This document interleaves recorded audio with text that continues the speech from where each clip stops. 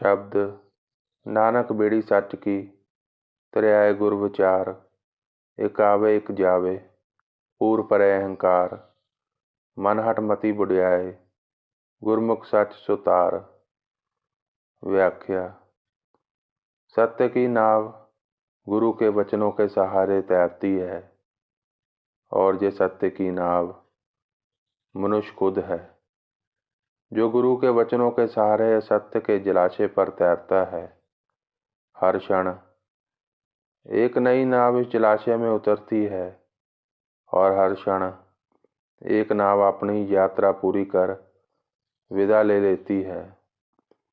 पर इस जलाशय का एक नियम है, ये अपने ऊपर तैरने वाली नाव में सेंधमारी करने लगता है। नाव में छेद बनाकर चुपके से उसमें अहंकार भरने लगता है। मनहट में डूबा नाविक यह समझ ही नहीं पाता कि नाव अब डूबने लगी है। फिर धीरे धीरे अहंकार नाव में पूरा भरकर उसे डुबो देता है। मनहटी की मत ठहरे हुए पानी की तरह है, जिसमें धीरे धीरे जीवन समाप्त हो जाता है। फिर सड़न के सिवा कुछ नहीं बचता। शब्द गुर बिन क्यों तरियाए, सुख होए। ज्यों पावे त्यों राख, तू में अवर न दूजा कोय। रहाओ। व्याख्या। गुरु की सहायता के बिना सत्य के जलाशय पर सत्य की नाव का तैर पाना संभव नहीं।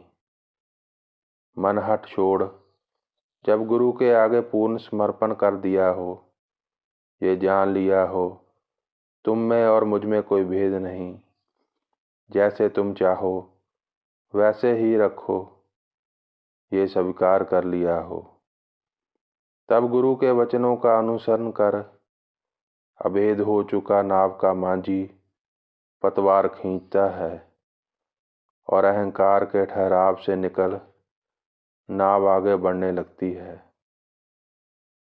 शब्द आगे देखो डौ जले, पाछे हरियो अंगूर। जिसते उपजे तिसते बिनसे, कट कट सच भरपूर। आपे मेल मिलावी, साचे महल हदूर। व्याख्या। इस जगत में कुछ भी स्थिर नहीं, ना जीवन सदा के लिए है, ना मरण।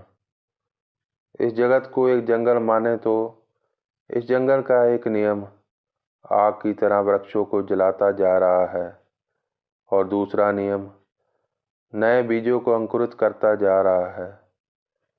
पुराना जीवन मरता है और नया जीवन उसकी जगह ले लेता है। जैसे जल में लहरें पैदा होती हैं, फिर जल में ही समा जाती हैं, वैसे ही हम जिससे उपजते हैं उसी में ही समा जाते हैं, जहाँ हमारे होने का भाव भी मिथ्या साबित होता है, क्योंकि हम कभी हुए ही नहीं। वही हुआ है जो घटघट में समाया हुआ है, वही खुद से प्रकट होता है और खुद में ही समा जाता है। वही सच्चा है, और सच्ची है उसकी पूर्ण सत्ता, जिसकी हदें दूर दूर तक फैली हैं। शब्द साथ साथ चमला, कदे न विसारियो। ज्यों ज्यों साहिब मन वसे, गुरमुख अमृत पेऊ। मन तन तेरा तू तणी, गर्भ निवार सुमेऊ। व्याख्या।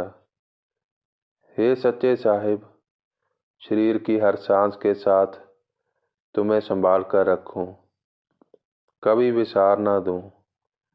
जैसे जैसे साहिब मन में बसे, उस सच्चे साहिब के ज्ञान का अमृत पीऊं। वो सच्चा साहिब ही गुरु है, और उसका सच्चा ज्ञान ही कभी न मृत होने वाला अमृत है। मेरा तन और मन तुम्हारा है, तुम ही धनी हो इस सृष्टि पर। सब संपदाएं तुम्हारी है, जिन्हें कभी कोई अपने साथ ले जा ना सका। बहुत तुम में उत्पन्न हुए, और मेरा मेरा कहते वापस तुम में ही समा गए। हे सृष्टि में समाये हुए। तुम्हारी सत्यता का बोध झूठे अहंकार का निवारण है। शब्द जिन्नी यह जगत उपाया, त्रिपवन कर आकार, गुरमुख चानन जानिए, मनमुख मुग्ध गवार, कट कट जोत निरंतरी, बूझे गुरमत सार।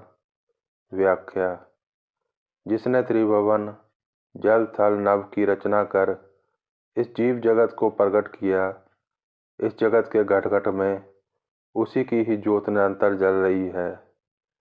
गुरु के ज्ञान का सार भी इस तथ्य को जानना है कि कैसे भेद में अभेद समाया हुआ है, कैसे हम अपने वास्तविक मूल को जान पाएं जो अनादि से अब तक निरंतर है।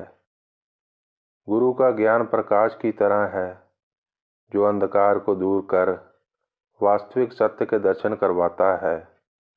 मन का ज्ञान उन काले बादलों की तरह है जो सत्य की रोशनी को ढक कर अंधकार की धूल में मंत्रमुक्त कर देता है।